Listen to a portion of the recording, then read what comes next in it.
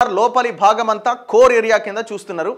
Triple R అంటున్నాం, ఓఆర్ఆర్కి ఆనుకొని ఉన్న ప్రాంతాలను కూడా కొన్నింటిని విలీనం చేసి జిహెచ్ఎంసీని అతిపెద్ద నగరం కింద చేయబోతున్నారట. విషయం ఏంటి అంటే ఎందుకు మరి ఈ రకంగా చేస్తున్నారు?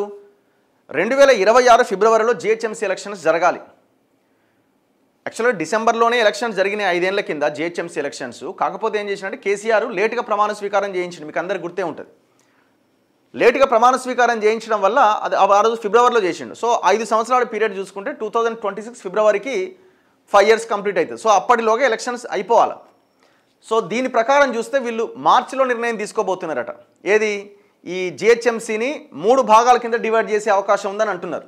3 అంటే 3 ఇప్పుడు ఇంతవరకు ఏమో జిహెచ్ఎంసీ నగర మేయర్ అని ఒకరే ఉంటుండే, ఇప్పుడు 3 మేయర్లు రాబోతున్నారు.